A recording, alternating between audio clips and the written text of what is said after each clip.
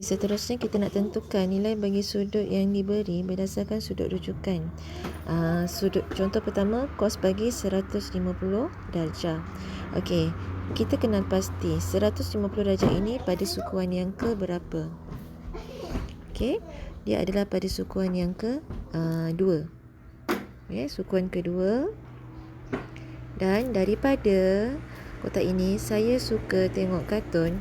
Pada sukuan kedua, hanya sin yang positif. Maka kos ini akan bernilai negatif. Bila ada nilai negatif, kita letak tanda negatif siap-siap. Jadi kos. Kalau sukuan kedua, kita akan nilaikan 180 tolak 150. Jadi kita akan dapat negatif kos bagi 30 darjah. Okey. Jadi rujuk kepada yang tadi cikgu dah bagi, kos bagi 30 darjah adalah bersamaan dengan sek 3/2. Okey, dekat sini. Negatif sek 3/2. Ini tanpa menggunakan kalkulator. Okey, contoh yang kedua, kita ada tangent 225 darjah. Okey, kenal pasti 225 darjah ini pada sukuan yang ke-3. Okey, dia adalah sukuan ke-3. Dalam sukuan ketiga, ini sukuan 1, sukuan 2, sukuan 3, ini sukuan ke-4.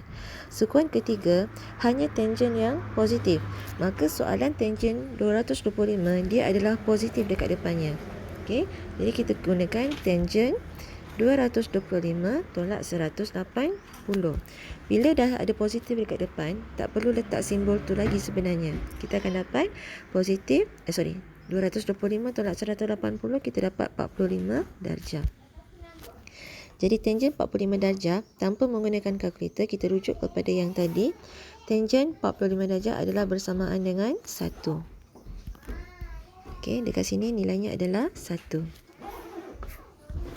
Okey, kita teruskan kepada soalan yang ketiga. Sin 300 darjah. Okey, 300 darjah, mula-mula kenal pasti dulu sukuan yang ke berapa. Okey, kita tahu 300 itu pada sukuan yang ke-4. Okey, kita tengok. Saya suka tengok kartun. Pada sukuan ke-4 hanya kos yang positif. Maka sin ini dia akan bernilai negatif. Jadi negatif sin 360 tolak 300 darjah. Okey, ini macam sudut sepadan yang kamu dah buat sebelum ini. Jadi 360 tolak 30, kita dapat 30 darjah. Jadi kalau sin 30 darjah, sin 30 darjah kat sini, sin 30 adalah bersamaan dengan 1/2. Okey, jadi oleh kerana dia ada negatif, kita letak je lah negatif 1/2.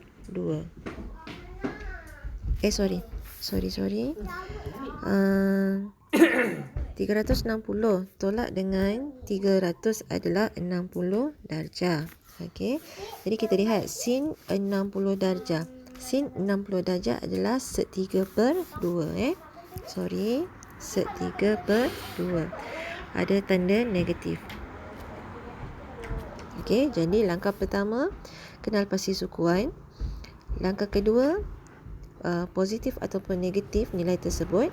Langkah ketiga, menggunakan kaedah mencari sudut rujukan yang sepadan. Dan langkah keempat, masukkan nilai berdasarkan jadual.